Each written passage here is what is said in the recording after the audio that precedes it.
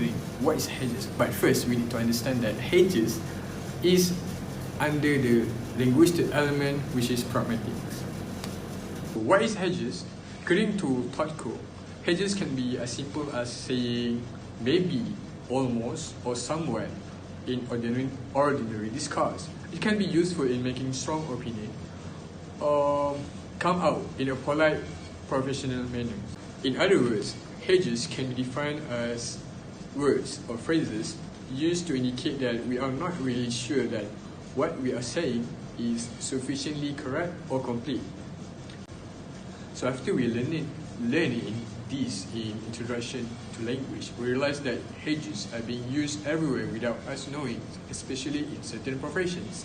And this making us very interested in gaining a lot of information regarding this specific phenomenon. So today, we are going to explore the usage of Hedges in specific professions.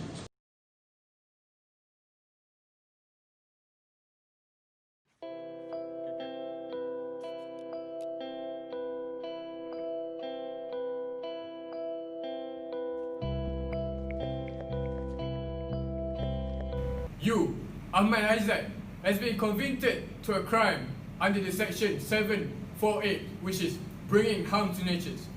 You may bring your defendant to defend yourself. I, as defendant of the suspect Ahmad Aizat, would like to defend my client and place not guilty of his charges, Your Honor. I have here the claim from the defendant's side. Before any decision placed upon the convicted, I would like to hear statement from the witnesses. I kind of see him throw the rubbish outside the dustbin, Your Honor. From the defendant's claim, he is not guilty, and the witnesses fail to give solid evidence proving he's guilty.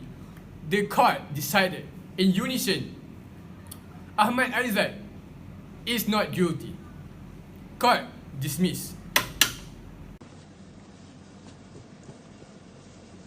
So today, I will share to you about my study of the usage of Hedges in lawsuit. Okay, eyewitness is witness who has seen the crime or a part of the crime. And character witness is the witness who will explain about the character of the person, and usually he lives in the same village with the person.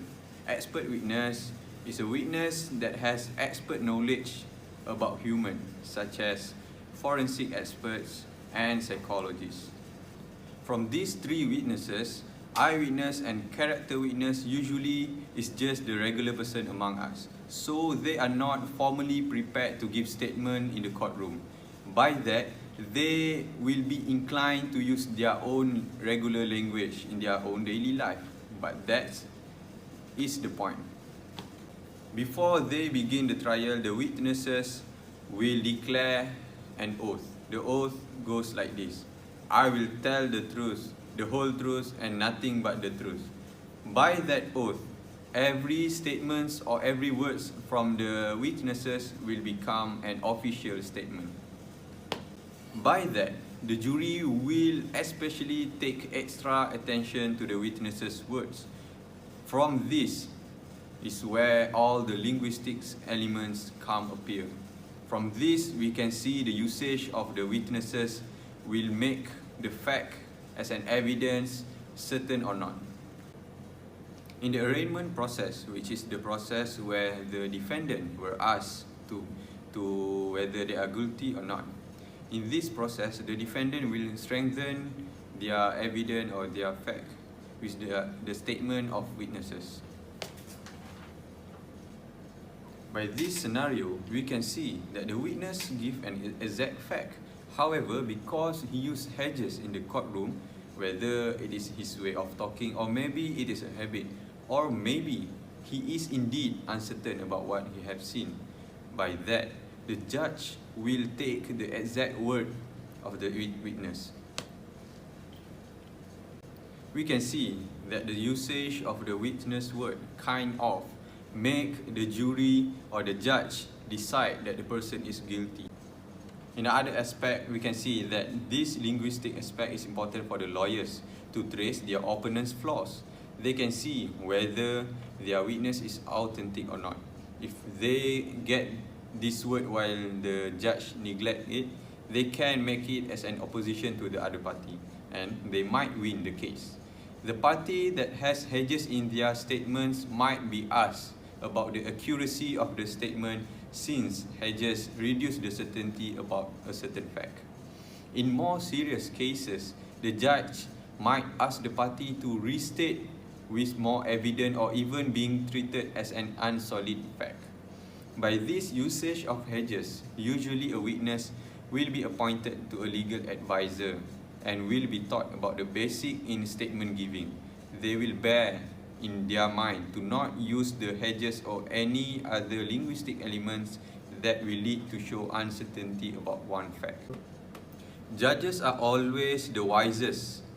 Judges are always the wisest in the courtroom, and of course, they are not only full of the legal knowledge, but they will have the linguistic understanding as well, since lives of the people are under his gavel. Gavel is the hammer-like shape used to knock when decision is made. By that, we get to know the usage of hedges in lawsuits.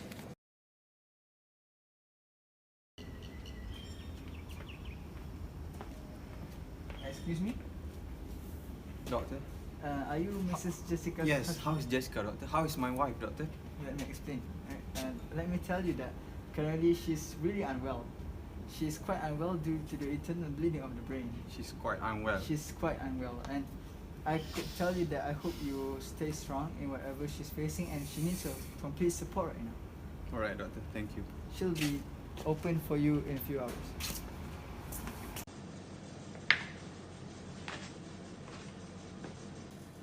Alright, so today I will be explaining about the usage of hedges in the medical world.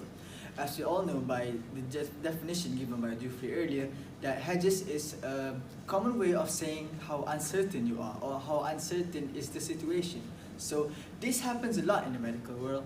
It's happened between nurses and patients, doctors and patients, and even from co-workers itself.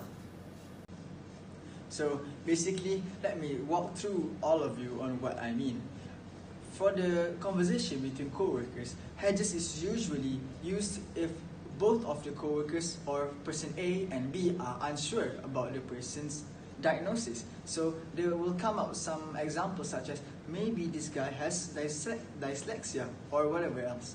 For the communication between doctor and patient, normally the doctor will use this hedges technique to make sure and to comfort the patient in terms just in case that he or she will be given bad news. The usage of hedges between doctors and patients are very important, since the discussions are normally very serious, and by using hedges, the doctor will deliver the information to the patient in a serious manner with emotional control. Just imagine if the doctor tells you that you are very, very sick without using the word hedges, you might be really worried. But if the doctor provide the information for you with the usage of hedges, you will be more calm and contented. Now, after this sketch, I will show you 3 videos on proof, which are real life proof that doctors use this in their daily lives. What we need to do is, you've got a couple of problems. You've got quite a nasty broken bone and it's not lying straight. So what we want to do is put it into better position and then put... At the moment he's quite unwell, yeah. Yeah. Is there anyone you want to call? Assalamu alaikum. There are a lot of ways hedges can be used, not only in courts but also in daily life. So for my part, I would like to talk about some suggestions or solutions that should be done for future research. Firstly, I suggest that we relate hedges to social culture. This can make a person know whether or not to use hedges on someone or in a particular places we are talking to. So we get to know that they accept or not the uses of hedges. To put it simply, there are some countries that prefer to use hedges in their daily conversation and some deny it.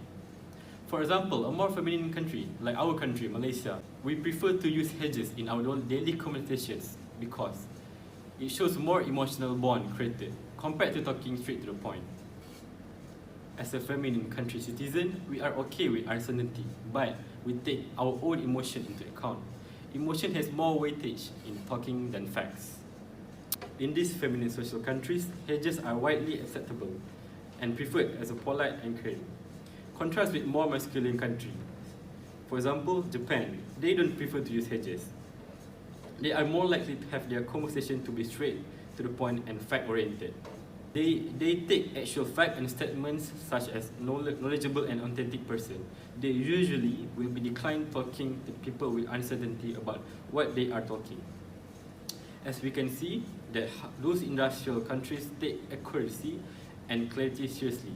By these suggestions, linguistics experts can provide the accessibility to use certain hedges in which country. It also can avoid awkwardness and conflict in a certain culture. Secondly, we suggest to classify the stages of hedges. What I mean is to categorize the usage of hedges depending on the certainty. For example, the first stage of hedges is used when a fact is less certain. The second stage is used when a fact is 50-50. And the last stage is used when a fact is the most certain. In all those stages, it should be put the words according to the weightage of the certainty. For example, quite is classified as hedges stage 2 since it has 50% of certainty. To conclude, by putting in these stages, we can see on how hedges can be effectively used in any scenario depending on the certainty of a fact that we are trying to deliver to the person. So this is useful for many other fields of studies such as psychology, forensics, and many more.